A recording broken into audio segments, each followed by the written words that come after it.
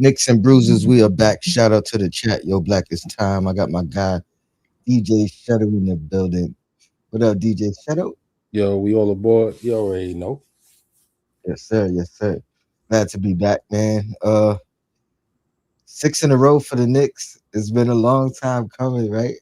We was already to jump off a cliff. At least I was, wondering what was going on with this team. And they finally starting to show signs of life, right? Especially on the defensive end. I think during that stretch, we keeping teams to like 91 points per game. Five of those games under 100 points. Uh, it's a bunch of questions I got. I guess let's start with that defense, though. Is that sustainable? I mean, I want to be optimistic, but I'm cautiously optimistic because as I look at the games in the 6 game win streak, you played Opponents. against, yeah, you looked at, you played against Brooklyn, who's, going to be a top five worst team. You played against Philly, who's pretty much, you know, a team in the middle of the pack. Sacramento, another team in the bottom five. Toronto, a team in the middle of the pack. Portland, a team, that's going to be in the lottery and not in the playoffs. And the Lakers, while they have big names with Luka and LeBron, the truth is they're a middle of the pack team as well. So, you know, we got a stretch coming up this week: Denver, Detroit, and Boston. And we can have this conversation after these 3 games. That's fair. That is 100% fair. That's why I knew you was going to the opponents that we faced. But Now, you know me, I'm cautiously optimistic. I feel you. I'm just saying, if you look at that 11 game stretch, or yeah, 11 game stretch where we was 9-2, or pardon me, 2-9. Um, it didn't matter who we faced. The defense was non-existent. We had teams that were worse than or bottom of the league in offense, scoring 120, 130 points. So if you look at the contrast of where we were and how we were looking to where we are and what we're showing in these last 6 games, very optimistic as well. I don't know if it's going to be the number one defense, which we are under in that stretch, but can we stay under within the top 10? And I think for sure. Well, I'm just looking at the schedule of those games that you're referring to where the losses were. And um, one thing to point out, a significant number of those games were on the road, especially where they offered up big numbers. They did lose, to Atlanta at home, but they only scored 111. Philly, prior to Paul George being out, were actually on the rise as a team. And I think with Embiid's health, George, VJ Escombe, surprising a lot of people, plus Maxi. I mean, a very formidable team. So, I wouldn't really put Philly on, as a low level team, especially at that point. But Phoenix is looking like they're probably going to make the playoffs. And that was on the road, Portland on the road, Sacramento on the road, Golden State on the road. So a lot of those games were on the road. So and also coming off of the run with the cup. Another reason why I don't get excited about the cup, because it interferes with your preparation getting ready, for the season and the playoffs. I mean, historically so far, it has shown that, so you can't really argue against that. Um, one would only argue, you know, look at the teams that won it. You know what I mean? Like maybe that's something about them more than just the cup and what it does to teams in general. Let's get to the elephant in the room. Okay. I titled this. I don't even know what it is, so I'll be happy to hear it. Well, cat's out the bag. I remember when those reports about the Knicks and the Bucks having discussions in the offseason when it first came out.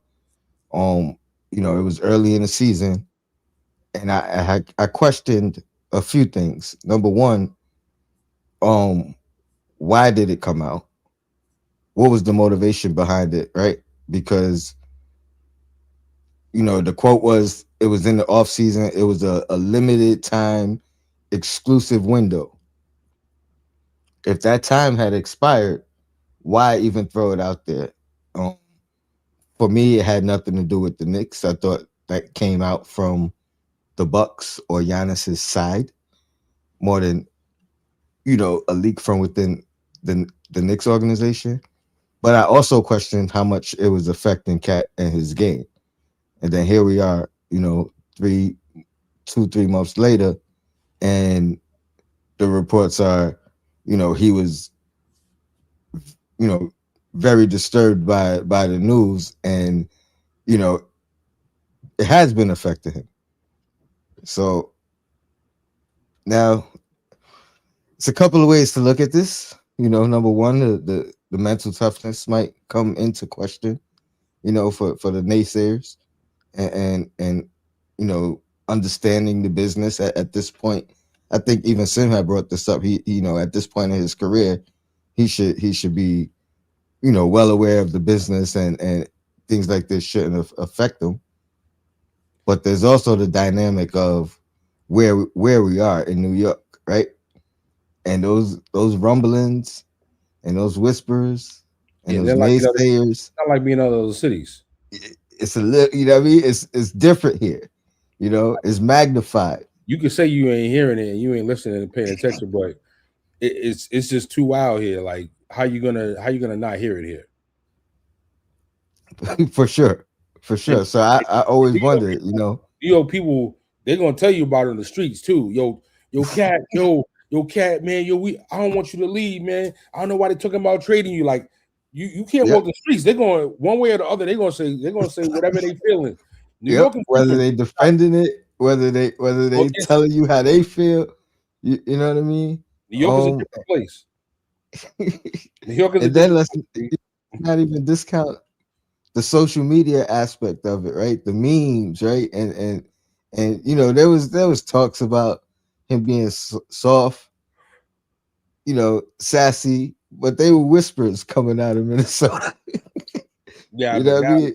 now it's like Now it's they like making it's like it's whole like front page production, news. cartoons and everything, and it's a little disrespectful. I can't even front. You know what I mean? Like, and just as a human, how can that not affect you? You know what I mean? But I would say Um, this. I would say this though, in terms of like, you've been in the league for a while, you should be used to it. Maybe, but you got to keep in mind, like, this guy's like one of the top high school recruits. He goes to the top college. He's one of the best players at the top college. He's the number one pick. He's the rookie of the year. He's the franchise guy. mhm. You know what I'm saying? Like, he's one of them guys that arguably could have been with a franchise his entire career. And he probably was thinking that was going to be the case. So to think that he's somebody that is an Amon friend, like versus a Josh Hart per se, who in an interview the other night said, "Well, how's it feel?" He's like, "Oh, basically, I've been in trade rumors my entire career for the deadline." So his immunity to the trade deadline and how it impacts him, and having been traded 3, 4 times already, from the Lakers, from Portland, you know, he's been on a handful of teams already. It's different now. This guy, he's from the New York area. He's got his flag in Minnesota for 9 years, and he comes here, he's thinking, "Oh, okay, this is great. I'm going to finish out my career, in the hometown. My pops is here, my family's at the games." Like, you ain't thinking you're going to be leaving, especially after 1 year. An all-star, all NBA season. Like, why would you be thinking about trading me? You know what I'm saying? So, I to, and to, and to to think put that he more onus on to it. think that he wouldn't have any feelings about that, I think that's I have to push back against that.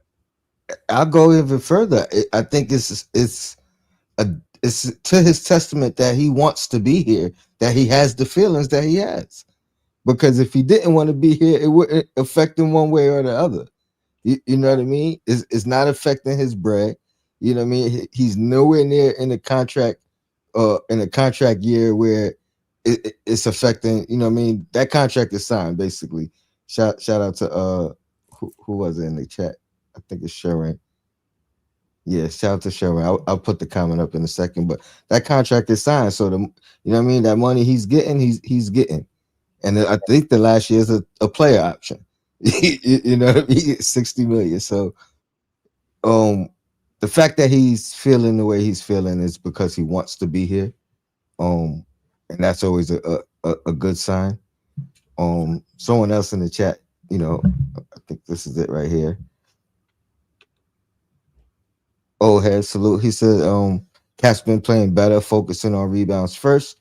He's still getting his double doubles. I agree 100%. The defense has, even during the losing streak, I had pointed out, you know, the defense has been improved, and I think that's continued in recent games. Monster rebound games, 20, 22. I forget what he ended with last game, but yeah, he's been still finding ways to affect the game in a positive way. Um, the plus minus situation hasn't been the case over this last 6 games as well, which that has been a detriment. Always in that negative in the plus minus. So yeah, I think he's coming to terms with it's out of his control. You know, coming to terms with, like you said, Shuttle, not being used to being the guy in that situation. That Minnesota trade to New York came out the blue. You know what I mean? Like he was just in the facility taking shots, you know, hours before. So obviously that was out the blue. Randall, it was out the blue. He just had the ceremony at the school. It was at Earl's school. You know what I mean? And got the court named after him and all that. So obviously these things came out of nowhere. But I do think he is getting coming to terms with it's out of his control.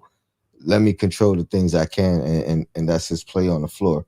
Um, I want to talk about that Laker game a little bit because this is, I believe, the second game in a row where the team has figured out a way to win despite Brunson, despite Towns not having the best offensive games or offensive outputs. And this goes back to another thing that I was saying earlier in the year when we were winning some games, but it didn't look the prettiest. And it was, you know, we're learning while we're winning, as opposed to learning while we're losing and figuring things out. Um, but the beautiful thing is, this is something that we really haven't seen over the course of the year. So I'm gonna look at that as an extreme positive. This is 2 consecutive games we figured out a ways to win with the others, you know, like Kenny Smith be saying, with them figuring out how to help us win and propel us to victory. Um, that's when you know you're a dangerous team when you're able to have uh two unsung heroes every different game or every game different unsung heroes. You know, and you're not being able to tell who's it going to be tonight, who's it going to be next game. So yeah, I'm You know, starting to take back my words. You know what I mean. I said they got to have a 8-2 stretch for me to jump back on fully back on the bandwagon. They close. You know what I mean. 6 in a row. You know what I mean. 2-2. They there. So I'm happy where we at right now, man. But what's your thoughts? What you see in that last game? What's your thoughts on, you know, us figuring out ways to win with other guys stepping up in big ways? Shamit, shout out to Shamit last game. OG's on a stretch. Mikal, the previous game as well, did his thing. yeah, I don't really like. To me, others or like Shamit would qualify as an other. Deuce qualifies as an other. Mikal Bridges and OG are too valuable to count as others. To me, these are guys that can be the big guy on any given night. And like, yeah, I've been saying this in some of the Facebook groups. It's like you can't. It's not about the star duo anymore. Like, you know, I don't want to get too ahead of myself, but like this whole thing with Giannis, it's like people got this asphyxiation, like, oh, Brunson and Giannis, like the star duo. It ain't the star duo. You know what I mean? Right now, it's about the team. It's about the collective. It's about the unit. And I think that if the players can gel together, that's more important than having a quote unquote duo, and you have to have the starters gelling together. You have to have the players off the bench filling in their roles as well, and that's what it is. As far as the Lakers game though, um, I was mostly impressed with Brunson with the 13 assists. Hmm. That well, first of all, I can't make an assist. This is what I used to always tell a coach. I can't make an assist if they don't make the shot. They got to make the shot. So the players were pretty efficient with the Brunson passes, and he set people up for success. He recognized the double teams, which is a strategy that he needs to be prepared is going to happen in half court offense, as well as pressuring him in the backcourt. We saw it in the playoffs, and when the playoffs come, it's going to happen again. So get ready. You know what I mean? And it can't be hot potato like Mitch. Like this guy, Mitch gets the ball, and it's like, I'm scared what's going to happen with it. But everybody else, Brunson was able to set up. A lot of times they trapped him. He made the right reads, and Hmm. and people made their shots. And as far as the others, Deuce is out. Kolick some valuable minutes. Got exposed on defense a little bit. Smart tried to get a mouse in the house a couple times on the post, and got an M1 on him and all that, which is showing why maybe if he can play a little bit this year, why he really couldn't play last year because you got to be strong enough in the NBA. This ain't college. You know what I mean? You know, but overall, I was happy with the game. Happy to see Towns only take 11 shots, but still get double digit boards. And most importantly, the third quarter and fourth quarter defense on LeBron and Luca is what absolutely won the game. OG with the three steals, I thought was big. And hey, listen, one thing's for sure, two things for certain. If I don't think you know what you're gonna do with it, I'm not gonna pass it to you. You know what I'm saying? And I was a point guard, Tone. And yeah, there'll be guys that will be open, but it's like, if you see Mitch at a certain point on a fast break running up the court, if you give him the ball at the wrong place, that's not his fault when he turns it over. That's your fault as a point guard, especially because you gotta have the mentality and the know-it-all that I can't give the ball to him right there because he don't know what to do with it. He has to get I the can't. I can't bounce it. I gotta throw it up. I got it, It, I got it, it, it gotta be right here. You know what I'm saying? And even still, I can't throw it to him where he's moving and you got to catch it and dribble it all at the same time because that's probably going to be a travel. You know what I mean? And so and I mean that's not only just Mitch. It's Mitch and I forget the other big man that's on the bench now playing number 50 with the J. Um, Let me look him up. on Cat. outside, Yeah, Cat Jemison. You know, Jemison. yeah, Cat's got a little bit of handle, so maybe you could throw it to him on a break at midcourt. But even that, you want to avoid that. So, you know, Brunson got 13 assists. They doubled him and they anticipated it. Lakers probably, I haven't watched the Lakers a lot this year. They're probably playing a lot of zone because they're not good on defense. So they probably Hmm. been playing a lot of zone on other teams too. And if the Knicks did their homework, they knew coming into the game what the reads and what the plays were. And this is what we call scouting report. You heard? This is what we call that, Tone. We call the scouting report on the Lakers. They're gonna double Brunson. So when they double Bridges, we're gonna have you flash to the middle. That's what we call the high post at the foul line. That's what we call that. Bridges, you're gonna flash. He's gonna find you. Your shot is the mid-range jumper. You're gonna be open for it, and you shoot One it. And he made one it. thing. Yeah, I couldn't agree with you more. I think it's. like we gotta even put more emphasis on it. Shout out to the coolest 718 said it's because Brunson's passing the ball more. I think he has been making a conscious effort. I think, you know, that mysterious did it happen, did it not happen team meeting. I think things were aired out for all parties. You know what I mean? To all parties. And I think that's one of the things you could tell he's making a conscious effort of making the right pass, regardless of who it's to. Because I mean, I hear what you said, Shuttle, about it's hard to pass when you don't trust somebody, but No, you no, also gotta trust it. You I didn't gotta say trust I your didn't say teammates. I didn't say I didn't trust him. And what I said was if I don't think you know what to do with it, I'm not passing it to you. Well, I mean that goes to your trust in what they're gonna do. But my point is, there's been times throughout the year where you can tell who Brunson favors as opposed to when he's in trouble, and who he doesn't favor. And I think as of recently, that's been less telling. You know what I mean? The ball's not only and always going to Josh Hart. You know what I mean? Like he'll find a Diawara now. You know what I mean? He'll find a Kolek more. You know what I mean? Like, so I think, I ain't hear you to say his credit and his I ain't teammates' hear you credit, say I cat. I think ain't the hear you trust say has cat. grown. Huh? I ain't hear You you said say I didn't say cat. In these last two games, I think he has tried.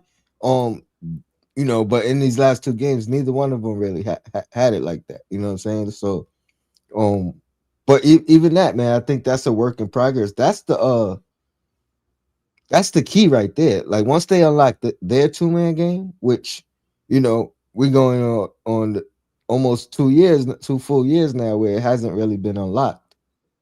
Once we unlock that, that's going to be a game changer for this team. But in the meantime, yeah, feed your teammates, because we're most dangerous, like I was saying earlier, when you don't know who's going to be the uh the wild card from night in to night out. You know what I mean? Now you got to put respect on everybody for what they do. But yeah, great win, man. Like I said, two more wins in the next four. I'll be happy. I feel like we kind of made up for that stretch, and and these are three good games coming up. Three Yeah, I'm not gonna say testers for us. I can't say two of the next four is home because one is against the Wizards. I'm gonna say 2 out of 3 versus That's versus fair. versus the big three That's definitely fair. That's definitely because fair. part of the part of the narrative that we heard last year was the team didn't beat any of the big you know any of the big teams in the regular season. Well, here we are in another season, and right now the record against the top teams is under 500. So now this week you're going against Detroit, the number 2 seeded team in the entire league. You're going against Boston, who currently you're tied Still with, tied, right? currently still tied with Boston. Okay, and you're also going against the Denver Nuggets, who are the 4th seed currently ahead of you. So you got 2 teams that are ahead of you, and you got one team you're tied with for the number 6 slot. So, um, you know, you have to absolutely beat Boston. If you can't beat Boston, then That, I'm not even a believer that you could even secure the number 2 seed. mm, Okay, I can't even. I don't want to say I'm not a believer, but if you can't beat Boston right now and you can't hold on to the number 2 seed, it just doesn't look good. It doesn't look good. I It's agree. like it does. It's just like I mean, I'd love for you to be Boston and Detroit. If you got to lose to anybody, lose to Denver. You know what I mean? Like let Detroit know that the 30 point spanking that they just gave you, you gotta sun Detroit. Like right now Detroit is like, yo, I can't wait to play the Knicks. and, and, and Every time right now, they looking at the Knicks like food. Not only that though, it's documented. What? They It's out want there. they You know what want I'm saying? they want the Knicks. They want the Knicks, and they want the Knicks to know they want the Knicks. That's Yo, what I'm saying. so yeah, so like for me, you got to be. It's the regular season. I get it, and this team's going to be measured by the playoffs and how far they go and the championship, the finals. It won't matter if they lose these games. That's all true. But in terms of how I'll be feeling about the team and how like confident my outlook will be, beating Sacramento, beating the Lakers, beating Portland, like these were cool. But these are the games that I want to see. How will you play against the top contenders? And after all this smoke about how the Knicks were last year, and it was the coach's fault last year because you couldn't beat top teams. Well, we got to see how we stand against top teams this year, and we got to fairly, have a measuring stick. So this is what I'm looking for. This 3 game stretch been on my personal calendar for weeks. Nah, I feel you. I feel you. This is definitely an important stretch. I'm gonna read something that caught my eye the other day. And where is it? All right. Tell me if you think there's credence to this or not. Mm-hmm. And this goes back to the whole Brunson finding his guys. Um, it says the Knicks are 18-2 when Brunson takes 20 or fewer shots. 12-12 when he shoots 21 or more shots. It says the Knicks have the winning formula, and they're finally getting back to it. What's your thoughts on that? I think it's relative. Me, I'm a researcher, so I'm not going to look at that as a whole. I'm going to look at the individual games. I'm going to look at what teams they played. I'm going to look at how well or poorly the teammates shot. You know what I mean? I'm going to look at who are the defenders on the other team. If Brunson shot 20, 21 shots or more, what was his actual field goal percentage? You know what I mean? Because if he's shooting a great percentage, I mean, why wouldn't I want him shooting it? Just because other people are shooting, if they're not shooting a good percentage or better than him, I don't want them shooting just for the sake of shooting. Like, we ain't here to give participation trophies. I thought it was an interesting stat.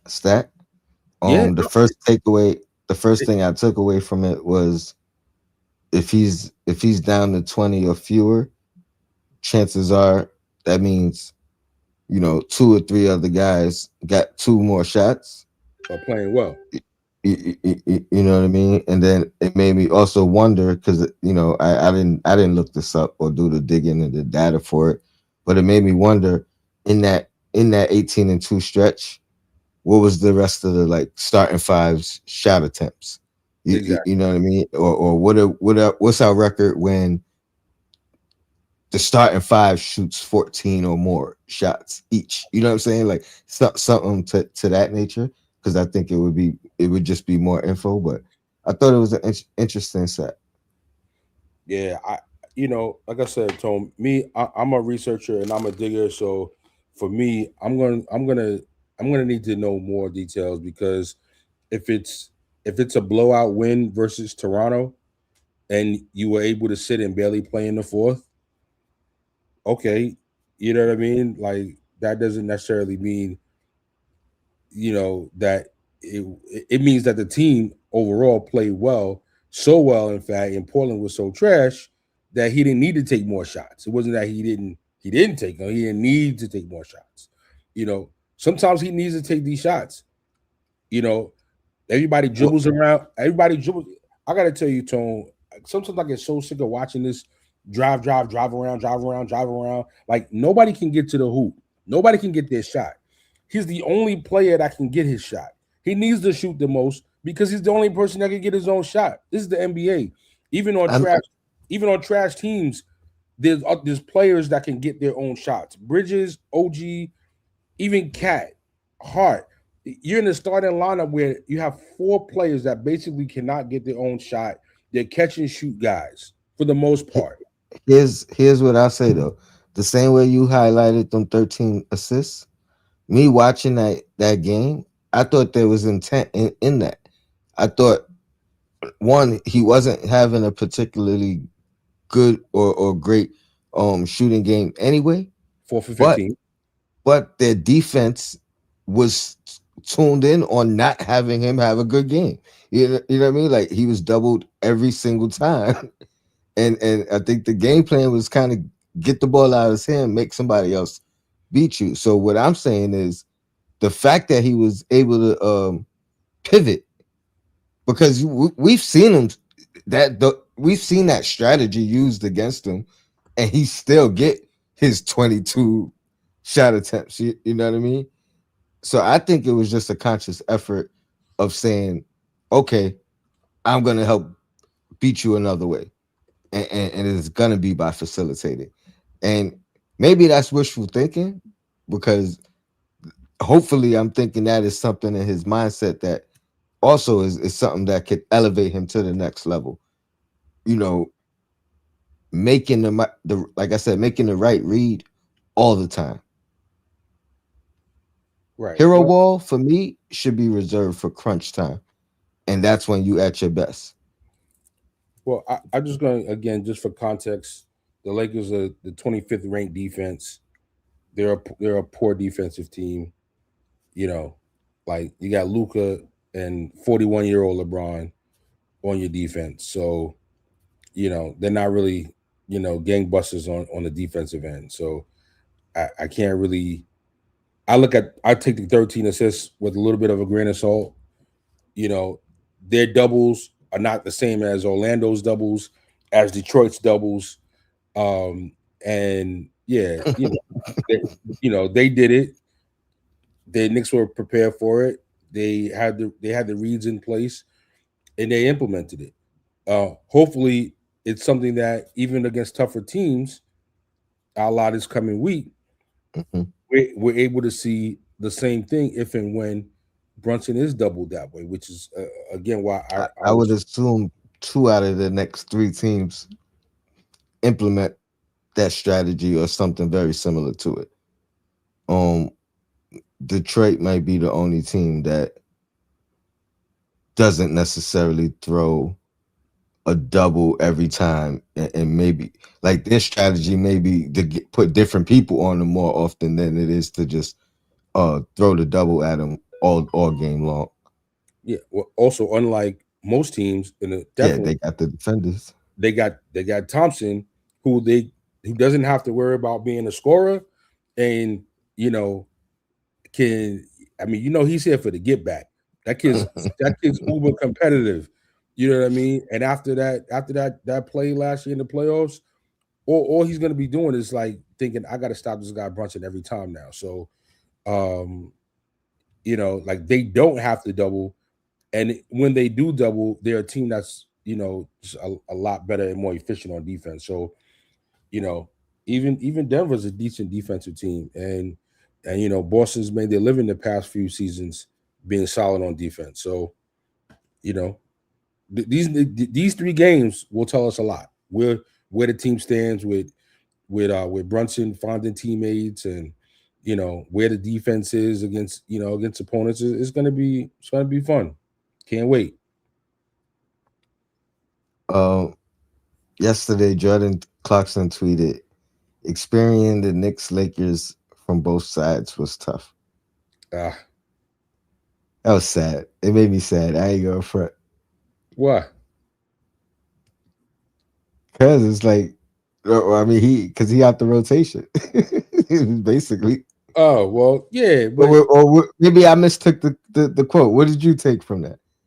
well, what I took from it is, he played for the Lakers and he played the Knicks, and you see the I guess the aesthetic of that matchup from playing on the Lakers. And even though he didn't play, Now he's with New York, and now he's seeing what it's like to play against the Lakers from the New York side. But I didn't take it anyway, like he was saying, but I ain't getting no minutes. I didn't take it That's exactly how I took it. I took it like, man, I feel like I could have helped either team tonight. Hey, listen, I just want ball, man. That's it the way I took it. it could be. Listen, I'm pretty likely he's going to be traded soon anyway, so he'll have a shot wherever he goes. So, so Conflicting reports. These are quick hitters, and we got it here. Conflicting reports. So, Windhorst said the Knicks have no interest in aggressively pursuing Giannis, um, because of how they feel about the current team. And Ian Begley reported up until the deadline, the Knicks will be aggressively pursuing Giannis. hey, Wh- one wh- thing, wh- one thing who do you believe, I don't listen to either or one. Let me what do you believe? listen. What I do believe is, um, don't believe anything you hear and believe everything you see. Okay, so until you see it, don't believe it, whatever it is. And but my outlook, I think that there's going to be, for what it would take to make a Giannis deal happen. I think it'll be too much. It'll be it'll be too much, man. It'll be too much. It's like when Detroit acquired Mark Aguirre, right? When they won that chip, I don't want to say he was a small piece, but you didn't give up Isaiah Thomas. You didn't give up Dumas. You didn't give up Bill Laimbeer. You didn't give up Sally. Like, basically, you give up nothing to, you know, to get him. I can't really remember any acquisition over the past, 10, 15 years or so that's been similar. But when's the last time a team has traded all-star players and multiple players in season and then went on to win a championship? That doesn't really happen. Part of winning the championship is the cohesiveness and the stability. You got Bridges and Cat new to the team last year. OG was only on the team for half a season before that. Now you've changed. Now you've changed the coach. Now Now you're ready to send What? Cat and possibly OG or Bridges out of here. It's Let me ask you this: if you knew you had a better shot, let's say you knew you had a 60% chance of pulling the trade off, but you got to do it by the deadline, and then in the off season it drops to a 40% chance.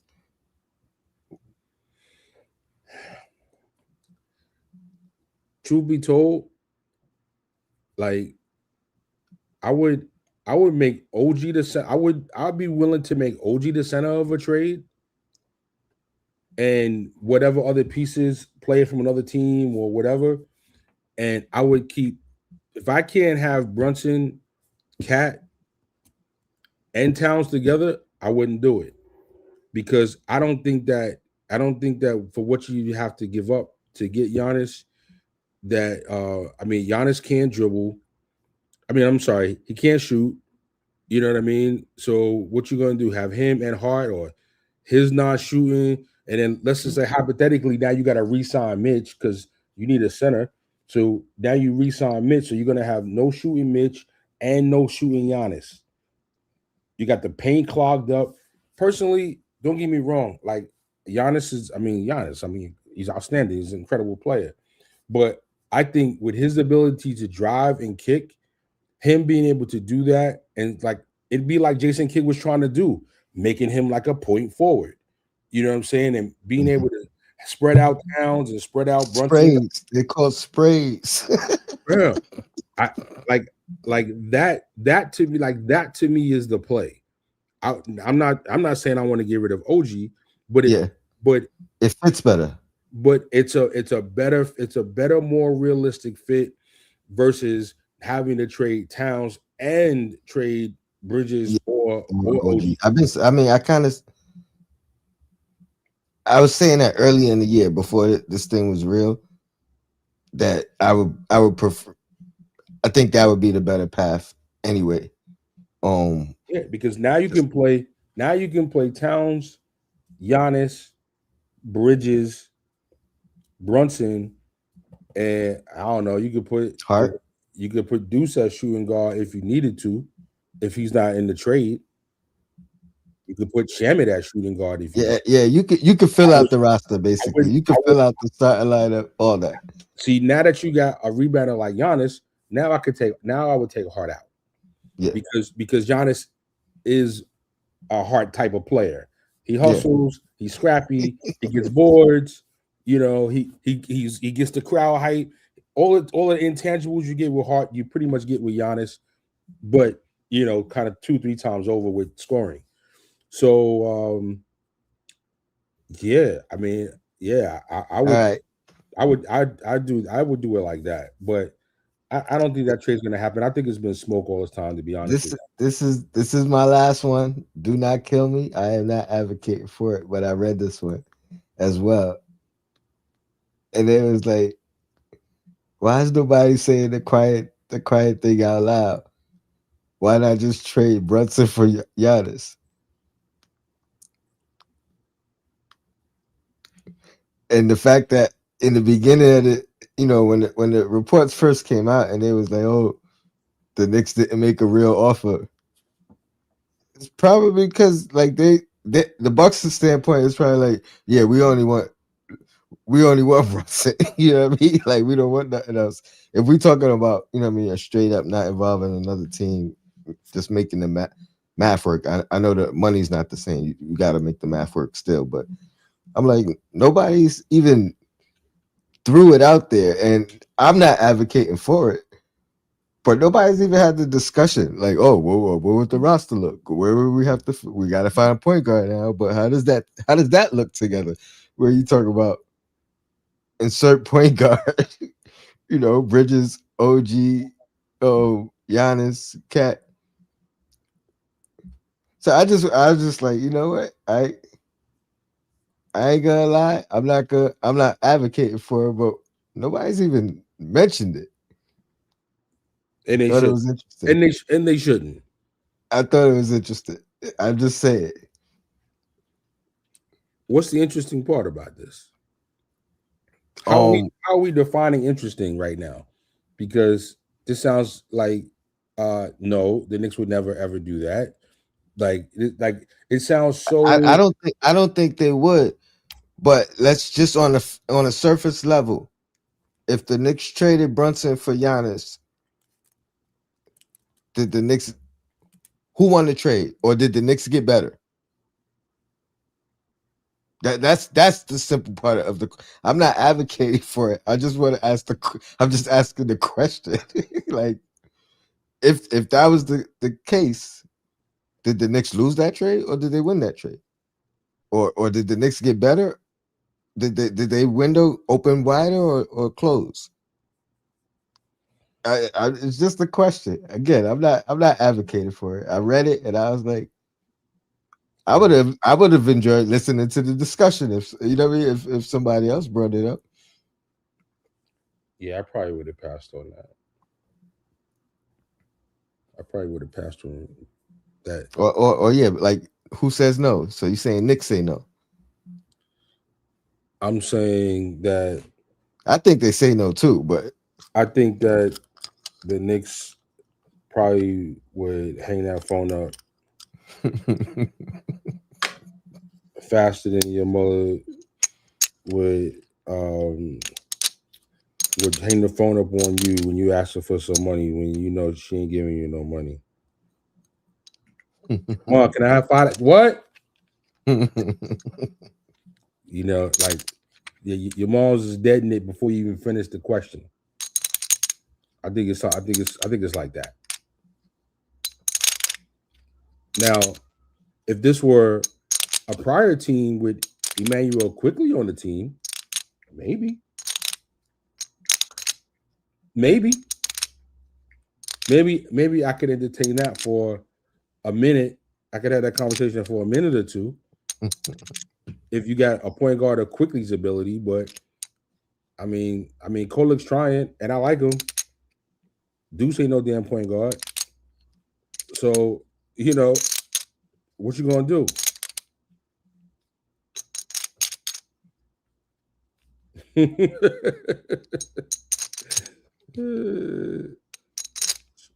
But shout, shout to Ben. All aboard. for Sheezy. Um, nah, man, that's all I got for today. I might be back on later with Sim if it's not too late. Um, what's up, man? What you got going on? What you want to promote? And any last thoughts on this stretch? I mean, you kind of, I know you waiting for these next three. These are the ones. Oh, nah. But one at a time, right? One at a time. Hey, listen. Beat the Wizards. Handle your business. Wizards finally got a win the other day. I mean, I'm holding like a small string of hope that they can manage a winning streak at some point this season and at least get to the 5 or 6 seed and maybe drop a few slots and get that first round pick. You know, so before we go, hold on, what did I do here? I'm not typically a trade proposal guy, but we are at the final week, right? We are. Um, we used to do a lot more in terms of um, trade deadline talk, proposals, and the whole thing. We we we did. We had a lot more movable movable pieces. Everybody wanted somebody off the team. Yeah, and also some of the pieces needed to go. Facts. Um, so I want to talk about a couple of my concerns. Um, and I'm always thinking, Solutions. I'm exactly, or propose, potential possibilities. So I'm never content on where I'm at. I'm always looking, like I'm looking at the draft right now already. I'm looking at free agency already. I know Tony said enjoy the ride of the season, and even as much as I try to enjoy the ride, I'm trying to be ahead of this game. You feel me, Tone? So, uh, here's my off season things to think about that we can't completely dismiss as we look at the current trade deadline. Number one, Mitch is a free agent. Um, if he plays the way he's currently been playing, and and also stays healthy, somebody's going to throw him a bag. Knicks are going to be in a situation like Isaiah Hardenstein 2.0, where someone's going to make an offer. That's just going to be too much. And it won't be whether or not the Knicks want to do it. Financially, they won't be able to. You will have lost Mitch for nothing. And if you don't have anybody ready to succeed him, shame on you. I don't think Huck Porty is that guy. I'm sorry. The only difference though between him and Huck Porty is he we have his rights. Like we could there's no restrictions on what we could pay him to keep him. Where Hartenstein, because he was only here 2 years, was the reason there was a cap on the number we could offer. You know what I mean? So I think the cap might have been somewhere between 14 and 17. I forgot what the number was, It was but like the Knicks will offer like 3 years, 72 million or something like that. but there was a cap on the base of the first year. So once you know what I mean, there is no cap on that situation with Mitch because he's been here his entire career. So Right. that's the only difference. Now What about the with 8 million? the issue, that's the issue. That's what Do I'm we talking want about. to do we want to hard cap ourselves by resigning him? The team has been effectively thrifty with, and very cap conscious. It doesn't seem like a move they would do just based on how the past 5 years have gone. So I'm just gonna lay that out there. Hukporti is not under contract. Hukporti's not under contract. Hold on, D. Hold on, D. Let me cook. Let me cook. Let me cook. I'm cooking here. This ain't. This is only the beginning. I'm just laying the land right here with that information. Okay, so you have Mitch. Let's just say, for argument's sake, the number that it's going to take to re-sign him and match a deal that's out there is going to put the Knicks at a second apron, which is going to be someplace where they're not going to go, and he's not going to be able to be re-signed. Hukporti, even if they want to re-sign him, for all purposes, he's a third string guy. So is Jemison. So now you have Cat, who doesn't even want to play center, as the only center, and you have no center. We want to win the championship this year. So if we have to lose Mitch and not trade him because he's valuable to win the chip this year, I'm understandable and I'm all aboard with you on that too. Not only you, Tone. I mean, whoever, I feel right? you. So what I believe is that you have to, if you can, get a backup center who's under contract, who can play center with Towns, and if you lose Mitch, can replace Mitch's role if you want to keep Cat at center and use his guy in the backup role. All that being said, Deuce also only has 1 year left on his contract. After this Respectfully, after the yeah, I'm in off season mode right now. shit. Like I said, I can't just enjoy the ride. And things that's going to impact you in the off season are things that you must consider right now at the deadline. Because you want to win the chip, but you want to also, if you don't win, you don't want to take a step back. You want to be even better prepared for next year. At least I do. I don't know about y'all. Deuce, clearly one of the best contracts going in the game right now. He's going to be looking at the last year of his contract coming up. And guess what agents typically do on the last year of a contract coming up? They knock on that door. And respectfully, his agent got every right to be knocking on that door for a new contract or asking what's up for a trade. So he ain't a point guard anyway. He's a shooting guard. Again, I'm just going to put that out there. So what I did, Tone, is you know what? I saw that you could present and you could share the screen. So I'm gonna do that. Can I do that? Hmm. You mind if I do that? No. All right, cool.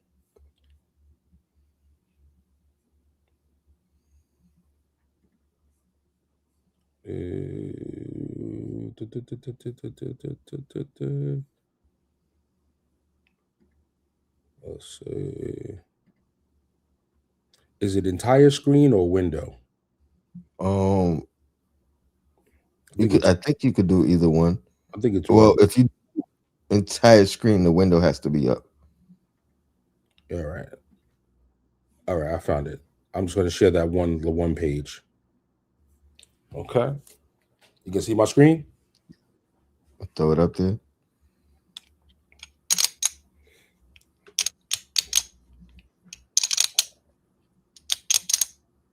If you're in the chat, Hmm, let me know if you can see my screen. that's interesting. You got Yabusele, Deuce McBride, Jordan Clarkson, and Ariel Hukporti traded to the Pelicans for Sadiq Bey, Alvarado, and Messi. Okay, so here's the theory as I laid the land out already first, and the question is, what's the benefit and why would the Knicks do this? Um, First of all players are under contract. Missy started with him right now. He's playing about 19 minutes a game. He's getting about 6 boards and 1.5 blocks a game. So I don't want to say he's Mitch, but he's a comparable Mitch. He's younger. He's under contract for 2 more years, and he's more of a shot blocker than Mitch is these days. He's a defensive oriented guy, and you can play him alongside Towns. If you lose Mitch in the offseason, he replaces Mitch. If you re-sign Mitch, if you keep Mitch on minutes restrictions and something similar how you're doing him this year, he can basically be a very valuable big off the bench that is an upgrade to what you currently do not have. While I like Deuce, Shamit is playing amazing lights out at shooting guard right now. He's offering solid defense. He doesn't offer handle, which I'm not going to say Alvarado is as good of a defender as Deuce, but at least he is scrappy. He plays hard, and he gives you some of that dog that the team needs. And he's also a better ball handler. And with Sadiq Bey, you get an upgrade on Yabusele, somebody that can play the wing, that can go in for Bridges or Hart or OG. He can sub in for any one of those 3 players if he needs to, if he needed to start. So that's kind of the justification. Yabusele, I think that goes without saying. He's out the lineup. Clarkson's not happy. We don't need any people that are not happy here on the team. Yeah, I actually like it. I like it. Number one, the fact that you're not putting Mitch and Deuce in the trade out. You know what I mean? Like, because I think that's losing too much defense. I like everything about it. Like, it's thought out for the future. Obviously, I don't like losing Deuce, but you know what I mean. You know, Shamit gets an increased role. Uh, Tyler gets a role. You know what I mean, or at least an opportunity for a Absolutely. role.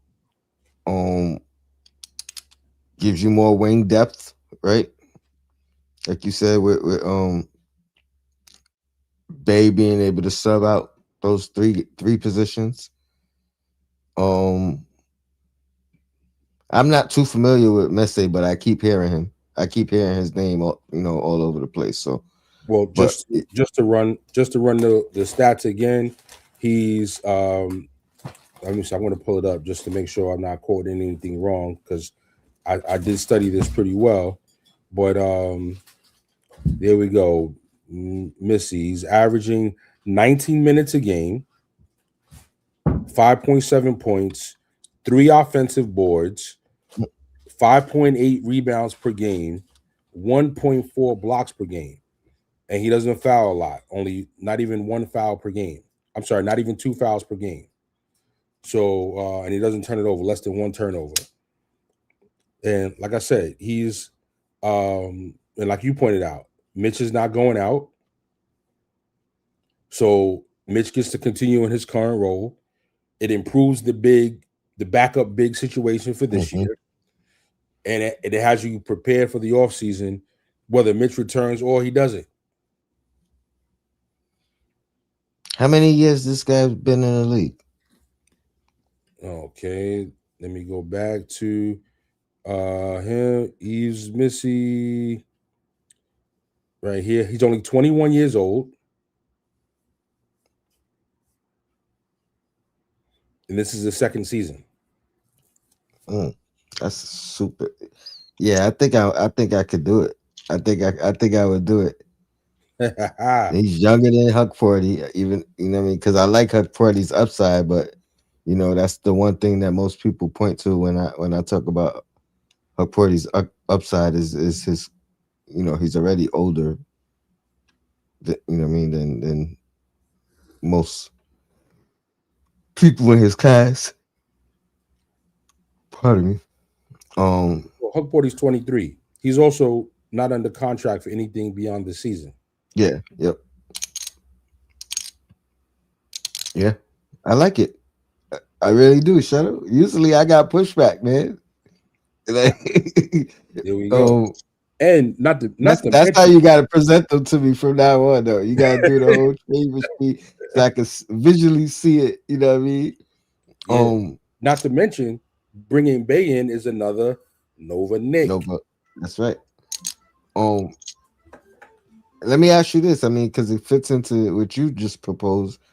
What do you think about the theories that Cat has? I mean, pardon me, Deuce has been held out of these last two games because of potential trade situation. Hey, at this time of the year, everything is smoke and mirrors. You don't know what to believe. Believe nothing you hear, and don't believe anything until you see it. No doubt, man. On that note, man, we gonna get out of here. Like I said, I got a couple more errands to run. I got this damn car. My car's in the shop, so I'm now riding around in the the company vehicle from the auto shop with their logos and everything, phone number, all on it. People gonna be trying to stop me to get an oil change or something. Hey, listen, in this weather, hopefully they ain't trying to stop nothing. Yeah, that's a fact. That's a fact. But gotta get up early. Gotta make it to work. So I gotta do what I gotta do. I was grateful to get the loaner. Hey, they could have offered nothing. That's a fact. But yeah, man, appreciate you, Shuttle. Try to get another one in the next day or two. But I'm back, man. I'm back. I got everything situated in my life right now, so I can focus on getting these shows done and rooting for the Knicks like we do. Nah. Listen, we here, family full of Knicks fans in the house. You That's heard? what's up. That's what's up. You heard? You heard? But yo, man. Until next time, in Blackest time, we out of here. Shuttle, I appreciate you, man. Peace. One.